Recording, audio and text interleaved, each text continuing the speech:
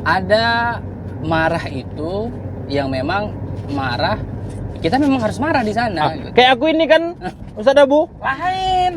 Namun ada marah yang harus kita kuasai, artinya kita kendalikan, kita kontrol. Kita memang bisa, karena kita adalah manusia biasa, manusia yang memang lahiriah kita, sifat manusiawi kita itu adalah marah. Namun agama berkali-kali bahkan melalui banyak hadis nasihat Rasulullah mengatakan pesan yang sama. Nah, ketika kita marah nih, Bang Biring ya, selamat ya. Itu ternyata Rasulullah ngasih kiat. Oh. Mau nggak tahu apa itu? cara apa bagaimana mengendalikan supaya kita nggak marah? Oh, tapi boleh marah kan, Ustaz? Iya, boleh marah, tapi marahnya itu ya Mesti terkendali kayak aku ini kan. Kendali. Karena Kan apa? kau belum kutinju, Mat. Yo, cuma itu aja yang belum. Jadi marah itu dikatakan marah itu bagikan badai. Badai. Ada di sana disebut dengan badai Katrina, ya. Oh. Badai yang kita ketahui, badai itu ketika dia melewati suatu tempat, maka tempat itu akan porak-poranda.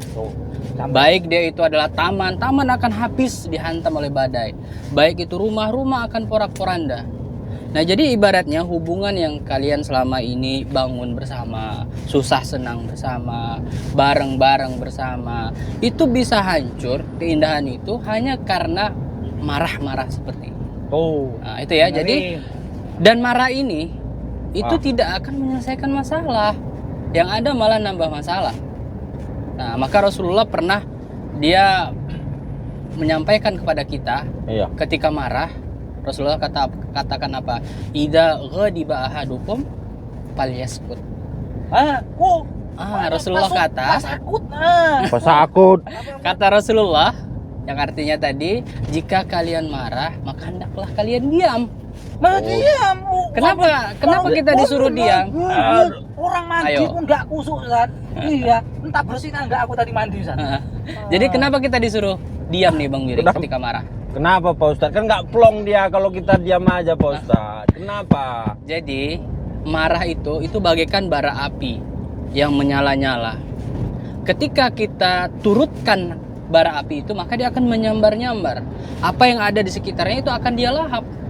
Begitu juga ketika kita marah, kemudian kita ucapkan dengan kata-kata, maka otomatis kata-kata kita itu tidak akan bisa kita kontrol. Sehingga apa yang terpikir kita langsung kita keluarkan. Bahkan yang mungkin awalnya nggak ada kita niat menyampaikan kata-kata itu, akhirnya kita sampaikan. Jadi antum marah-marah itu, sampai marah-marah, udah kayak api. Itu 2 kali semuanya tuh. Ini sebetulnya siapa yang bermasalah ini? Kok dia pula yang lebih ngotot, Pak Ustadz? Aduh. Jadi udahlah diam ya. aja aku. Oke, dengarkan dulu. Rasulullah juga ada ngasih nasihat lainnya untuk kita yang lagi marah supaya redam masalah amarah kita. Dengar ini, Rasulullah nih yang ngomong nih. Iya, diam aku. Itu ngomong. Jadi Rasulullah pernah bilang, kalau di antara kalian marah dalam posisi berdiri, hendaklah dia duduk. Nah, jadi kalau Bang Biring tadi lagi marah-marah nih, emosi sekali itu waktu berdiri, coba ambil tempat duduk. Duduk, Pak Ustadz ya. Kalau masih terasa panas juga lagi, masih kayaknya emosi itu masih bergejolak gitu ya, maka Rasulullah pesan apa? Setelah duduk berbaring, Pak Ustadz. bawa golek-golek gitu. Nah, kalau masih juga marah nih, pesan Rasulullah yang terakhir, maka ambillah air wudhu. Berwudhu. Kenapa? Apa sih? Kok gitu kali selalu? Dia marah-marah aja dari kemarin, Ustaz. Kan mancing emosi selalu, Pak Ustadz. Betul. Jadi kenapa kita ngambil air wudhu, Pak Ustadz? Jadi amarah itu kan kita katakan tadi bagaikan bara api. Iya. Bagaikan api yang menyambar-nyambar. Nah, air wudhu ini kan air. Yang mana airnya ini itu bisa memadamkan api. Sifat air itu memadamkan api. Karena kan marah tadi kan kayak api-api kan, bakar-bakar gitu. Jadi kalau disiram air, kan api siram air mati gitu. Apalagi ini adalah air wudhu. Iya betul kata Ustadz itu kan. Tapi kalau dia ini enggak, kayak dibuatnya bensin.